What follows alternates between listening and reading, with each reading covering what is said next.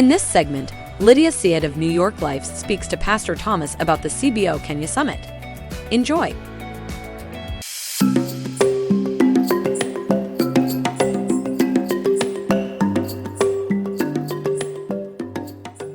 Pastor Thomas, I'm so excited about the 2023 CBO Summit in Kenya. What are you thinking? Are you excited? Yes, I'm so happy about this function that is yet to come, and I can't wait to have it come. So I'm already celebrating. You're already celebrating. Well, we're excited, and we're already praying. Amen. We are praying that we can make a difference, that we're coming to make a difference in your community, in the lives of the people in your village. Yes, I know this will be a life-changing experience, and I'm happy that God is making this opportunity for both of us, because it will also be an opportunity for us to share from different people. That's great, and we're looking forward to learning from you, your culture, and what we can do to support you. Amen. And I know that we have different speakers that are going to share from different areas. One of the areas that I'm going to be talking about and sharing, which I'm really excited about, is what we can do to lift up the community. Amen. You know, in the area of finances, but more so motivate their thought process and change the mindset, if you will, because we know, as the word says, so a man thinketh, so is he. Yes. So I'm sure it's easy. Now, I'd love to know how you changed your story, because you were telling us about how people in your village are kind of complacent. They just go along with what their parents had or what, you know, and so for the young people, tell me two things. Tell me how difficult it is for a young person to change their life, you know, from what they grew up with. And then tell us how you changed. Amen, amen. So I'll start by saying, you know, because of where we live in the village setup, everybody's born there. Let's say if he has to go to any school, then he goes there, or no school at all. And then he learns everything from there. So the mind is like it's just confined to the area. So it is very hard for anyone to come up and try to change. So one day I gave a story to somebody that some people are trying to get hold of me because I joined a Bible college somewhere. And then it's like when I realized through this thing people can talk. Yes. So I made a lot of noise by reaching everybody, writing to everybody. And then it's like people thought maybe this is a scam. But when they reached out to me, I gave them this example. I told them, imagine of a situation where people are in a ditch somewhere, and one of those people come out and he sees lights. He will make noise. Yes. Yeah, shout the loud he can, so that the people can know people are there and they need help. Right. So what keeps me pushing and going out to want to change my stories is that I realized what we are living. Okay, we found ourselves that way, but we don't need to remain there. We need to change. So absolutely, I come out to want to look for that change, and I'm happy that this CBO is coming, and I believe this will really change our community. Well, we're glad that you're out of the ditch and making a lot of noise. And you know, you visited my ministry, Grace and Deliverance, in Savannah, Georgia. But you know that we're focused on change. Amen. Our theme is change happens here. Amen. So I'm excited that we will bring some change. We believe that God will use us there. So as we talk about finances, I know that's not something that is a big focus, right? Tell me about that with the women, with you as men. How do you look at changing your situation, your status? I know that you've started schools, and I'd love for you to tell us about that, but how do you go about changing your status if you have nothing? Because your village is based on farming, right? Is there like big businesses to work for or anything like that? Yeah, unfortunately in our community, we don't have businesses where people even can get employment. Wow. So there are many people there who are idle people, because there is no way they can work. Wow. But I believe in being a pioneer of many things. I would love to see businesses come up. So, like women, my wife has come up with a program which they call table banking. Table banking. Tell me about that. Table banking is where these ladies come together, they pray together, and then with the little resource they have, they put it together, and then they loan it out to those who are in a critical need. So they pick the money as a loan and they give it with some little interest.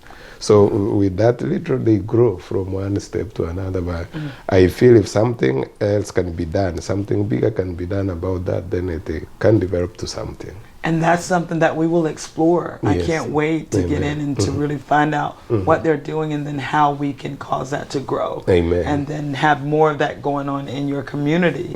So because it's really about lifting up. Amen. I love your analogy of the ditch. Amen. Once you get out, you should be making noise and reaching back in to help pull someone else out, right? Amen. Amen. I love that. So we want to talk about what your financial system is like. I really focus on helping people create generational wealth. Amen. And building legacies. Amen. So for you, I heard you talk earlier about your girls. Yes. And how you are excited about having girls. Many people look in your country look for having boys, right? Yeah. But you are pouring into your daughters. Yes. And so I'm sure you're seeing that their mindset is different than some of the other girls in the village. Yes. Yes. Tell us about that. Yes, they, I believe a girl is a girl is the entire family.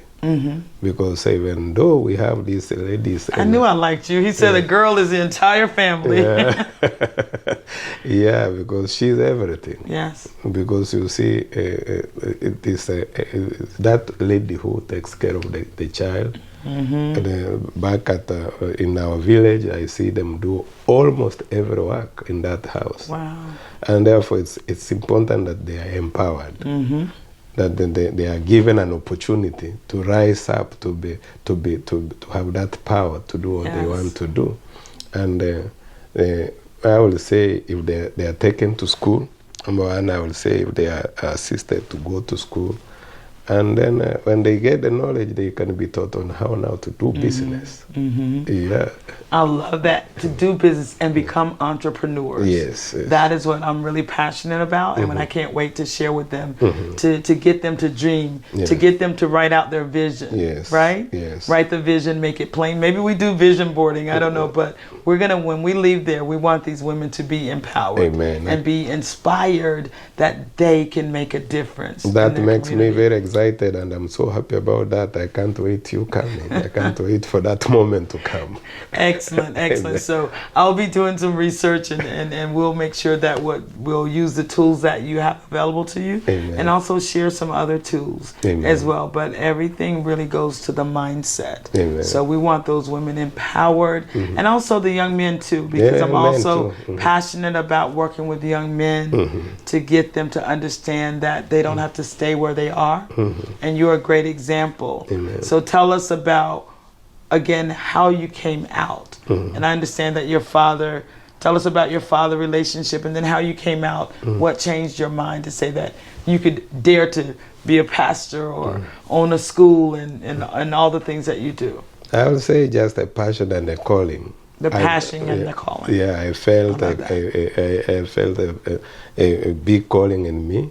And I always feel I want to go ahead of other people, so that keeps pushing me ahead.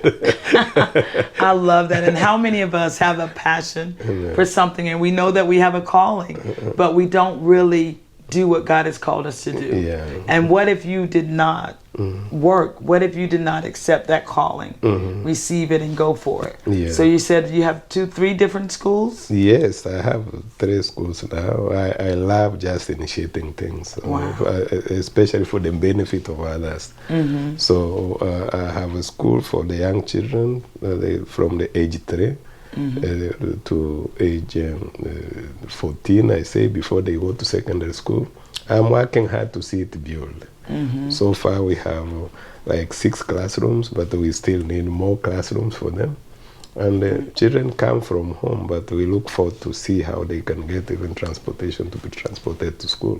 Sure. We also have where I school for disabled children. Oh wow! You know, you got my heart with that. I'm a mother of a miracle. I'm a mother of a disabled son who lived to be 25. So I would love. I can't wait to see those babies and to touch them and I love making them smile. Then so that's your place. Yes, I love to take you there.